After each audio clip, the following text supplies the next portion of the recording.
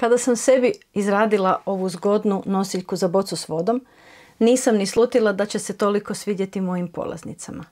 Zato sam odlučila i s vama podijeliti uputu. Ja sam Adriana i izradimo zajedno ovu zgodnu nosiljku za bocu s vodom.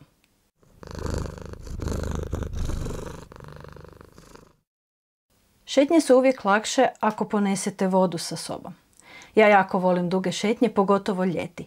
Ponesem bocu od pola litre vode, ali nije mi uvijek zgodno nositi ruksak i vaditi vodu svaki put kad sam žedna. Ova zgodna nosiljka za bocu s vodom nosi se preko ramena, a omogućava vam da pijete direktno iz boce bez da je vadite iz nosiljke. Za ovu nosiljku će vam biti potrebno nešto manje od 30 grama pamuka za kukicu broj 3, kukica broj 3 i škare. Ja sam za izradu ove nosiljke pripremila jednu šemu koju možete preuzeti na mojem profilu na Pinterestu. Prva 3 kruga radi se po uputi za jednobojni kvadratić, bakin, kojeg imate u jednom od prethodnih videa. Počet ćemo sa prstenom od 6 lančića.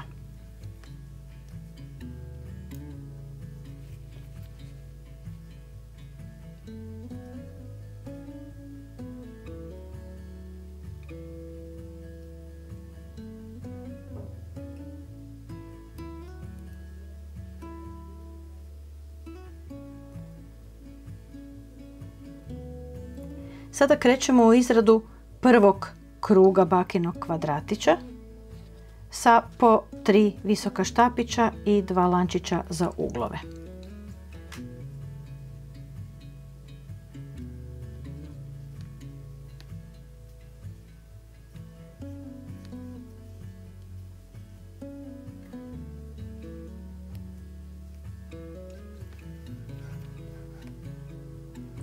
Ja odmah uz prsten hvatam i ovaj početak da si kasnije skratim posao oko uvlačenja krajeva.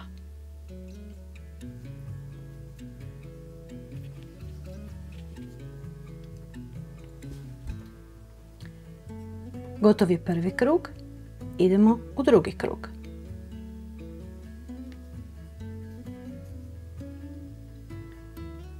Gotov je i drugi krug bakinog kvadratića. Izradit ćemo još i treći. Gotov je i treći krug bakinog kvadratića. Ponavljam, uputu za izradu bakinog kvadratića jednobojnog imate u jednom od prethodnih videa, a link potražite u opisu ispod ovog videa. Sada ćemo imati malo drugačije krugove, pa počnimo sa dijelom nosiljke koji je ujednačene širine kruga. To je ovaj četvrti krug gdje ćemo na uglovima i dalje raditi po istom principu kao kod bakinog kvadratića, međutim ćemo izraditi takozvani V stič, odnosno V bod, koji se sastoji od visokog štapića, lančića i još jednog visokog štapića u svaki srednji štapić srednjeg punog bloka na stranici. Krećemo u novi krug jednako kao i kod bakinog kvadratića. Veznim očicama se došuljamo do samoga ugla. U uglu započnemo prvi puni blok, tako da je prvi štapić u stvari od 2 lančića i još 2 visoka štapića. Sada imamo u uglu još 2 lančića.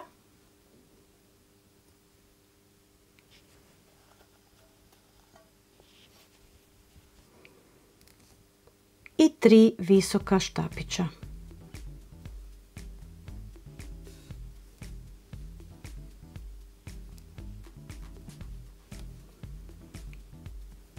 Da bi od sada pa nadalje dobili ujednačenu širinu tijela torbe, odnosno nosiljke, više nam se ne smije širiti. Pa sve ovo što smo dodali na uglu treba izgubiti.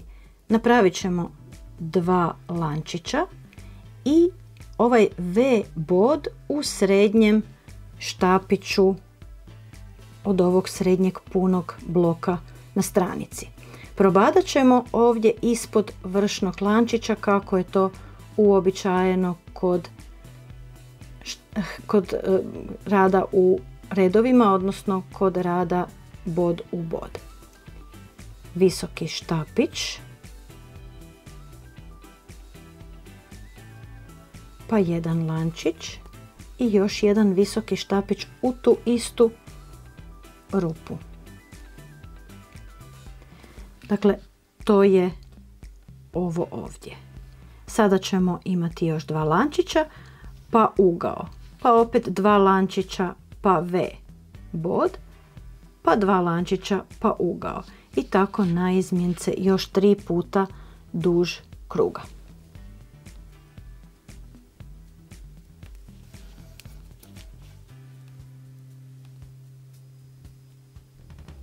Zadnji V bod.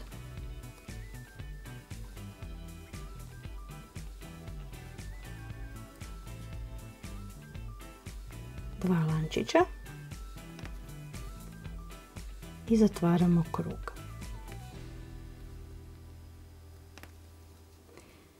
Sada smo izradili 4. krug vaše nosiljke. To je ovaj. I nakon njega od 5. do 18. kruga, dakle sljedećih 15 krugova, radimo u uglovima na isti način, 2 lančića, V bod u sredinu V boda oko lančića, 2 lančića i onda opet ugao, 2 lančića V, 2 lančića do kraja kruga. Došuljamo se do ugla.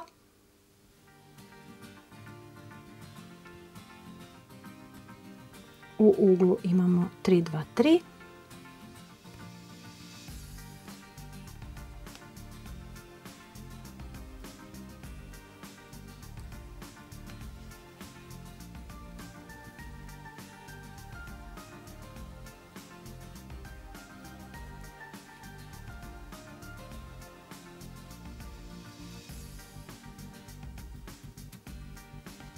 Dva lančića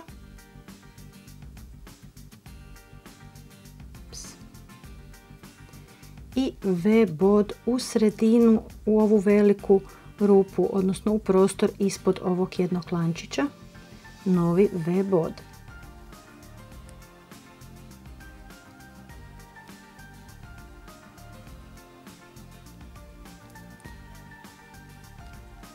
I 2 lančića. Pa opet ugao V, ugao V, ugao V do kraja kruga.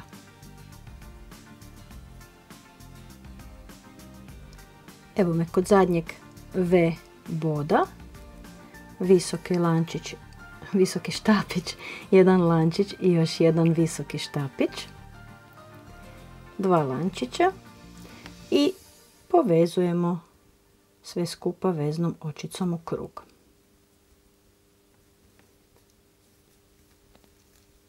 To je bio 5. krug. Do 18. kruga radimo na isti ovaj način. Dakle, ovaj tu ljubičasti krug ponavljamo do 18. kruga.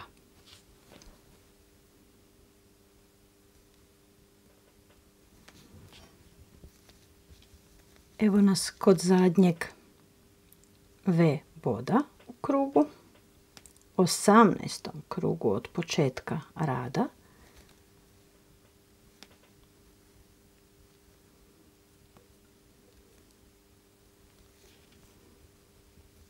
I zatvaramo krug veznom očicom. Tijelo naše torbe je sada u stvari gotovo. Izradit ćemo još jedan krug niskim štapićima da dobijemo malo naglašeniji gornji rub. Da bude ujednačeno, opet ćemo se došuljati do ugla, makar i ne morate. Ugao kod niskih štapića ne ide 3, 2, 3, ide samo 1, 2, 1. Pa ćemo napraviti veznu očicu i samo jedan lančić za prvi niski štapić, 2 lančića za ugao i još jedan niski štapić za ugao. U svaki od ova 3 visoka štapića izradit ćemo po jedan niski štapić. 1, 2, 3. U prvi oko ovog lančića, u prvi lančić, odnosno oko prostora, ćemo napraviti jedan niski štapić, a zatim ćemo ovaj niski štapić koji bi ovdje došao i ovaj izraditi zajedno.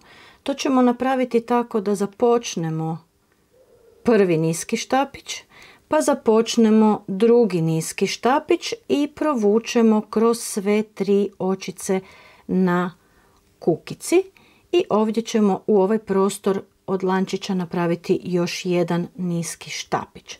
Sada ćemo u svaki od ova 3 visoka štapića izraditi po jedan niski štapić.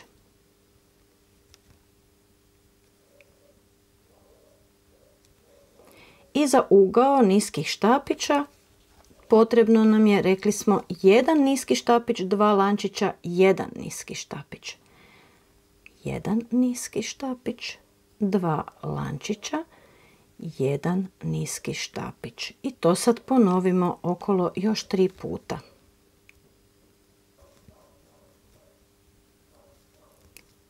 Došli smo do kraja kruga. Povezujemo krug veznom očicom.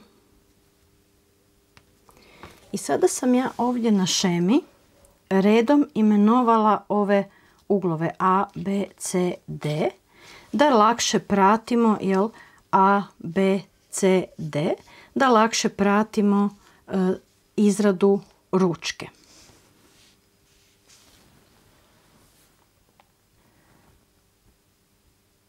Za izradu ručke pripremila sam ovu jednu jednostavniju šemu, da sad ne crtam svih 120 lančića i 120 niskih štapića, gdje su A, B, C i D uglovi gledani odozgora. Dakle, imamo ugao A, B, C i D. Sada ćemo izraditi ručku. Ovdje ćemo uglove A i B povezati sa 12 lančića. Vezna očica i 12 lančića.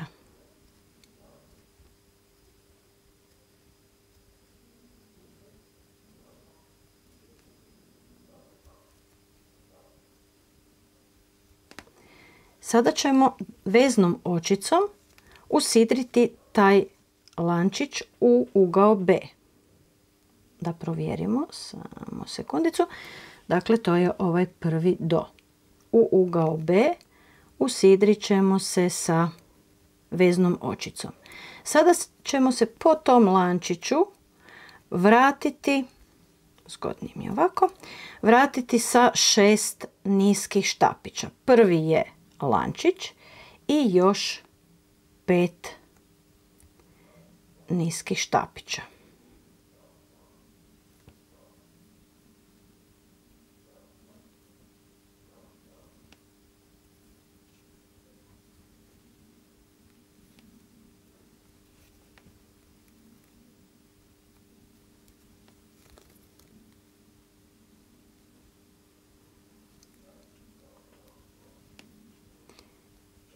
Pet niskih štapića, odnosno ukupno ih je 6.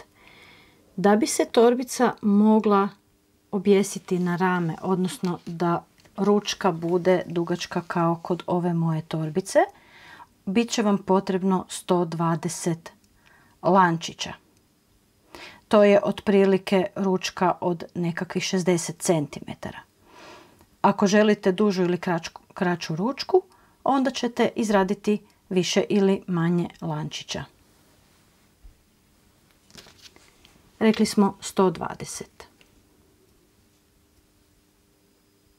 Izradila sam 120 lančića ili otprilike 120 lančića, stvarno nije potrebno opterećivati se sa točnim brojanjem. I izradit ću još 6 lančića da bih se spustila do ugla C. 1, 2, 3, 4, 5, opla, 6. Sada ću se spustiti do ugla C. To je ovaj treći ugao. Veznom očicom ću se spojiti u sam ugao. Izradit ću jedan lančić za prvi niski štapić i još 5 niskih štapića do račve. 1. Malo su mi se stegli.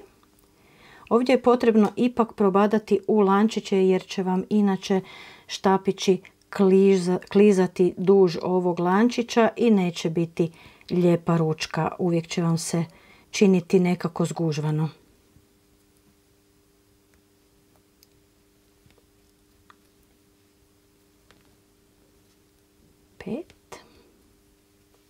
I sada se 6 lančića spuštam u ugao D. 1, 2, 3, 4, 5, 6. I idem do ugla D. Veznom očicom sam se spojila u ugao D. Jedan lančić za prvi visoki štapić i sada idem niskim štapićima do račve.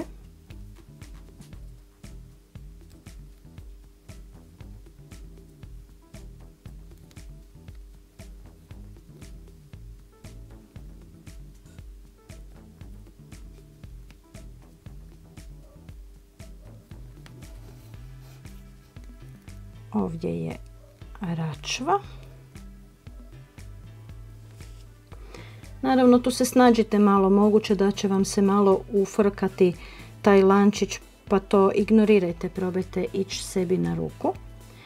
I vraćamo se niskim štapićima duž cijelog ovog lančića nazad na ove uglove A i B.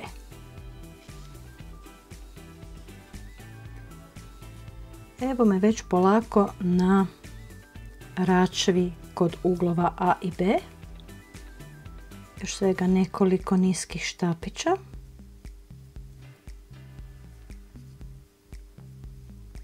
Eto, mislim da je to zadnji. Ja ću napraviti u isto ovo mjesto gdje je zadnji iz ugla B. Tu ću napraviti još jedan niski štapić, eto da se popuni malo bolje. I sada ako pogledamo šemu, sa ovih 120 niskih štapića došli smo do ove račve i sa 6 niskih štapića povezujemo se ponovo na ugao A.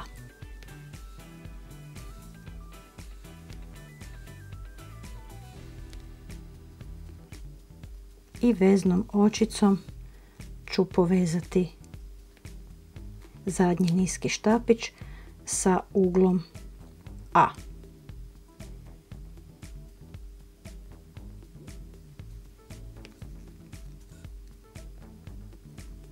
Ponovo. I zadnji niski štapić ću veznom očicom povezati sa uglom A. Još jedan lančić. Škarama ću odrezati kraj niti, izvući van i na unutarnjoj strani malo uvući ovu nit. Da ne bude baš ovdje odrezan na samom kraju, a osim toga da mi se ne izvlači kasnije, da nije ružno.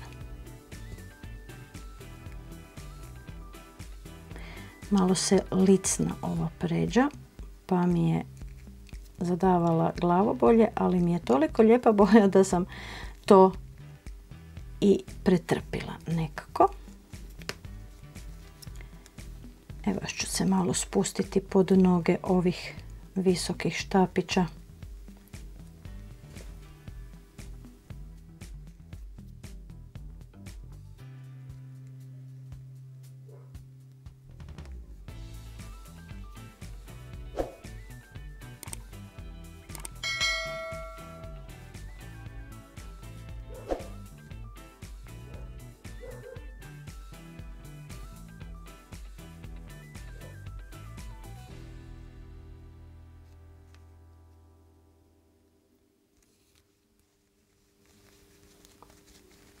Ja ću ovdje kraj niti odrezati i vraćam se na onu nit s početka koju smo već obheklali uz prvi krug bakinog kvadratića, pa je ovdje sad mogu slobodno odrezati.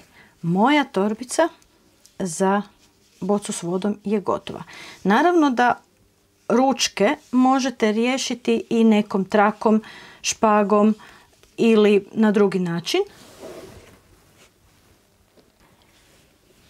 Možemo staviti vodu u nosiljku.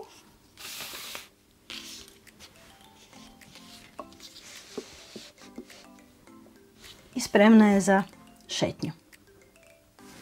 Ova moja nova nosiljka za bocu s vodom odgovara bojom mrežastoj torbi koju sam ranije objavila video. Sada sam spremna za najtoplije ljetne šetnje. Vaša nosiljka i boca s vodom su spremne za šetnju. Ova torbica može poslužiti i za nošenje mobitela ili kave za ponijeti.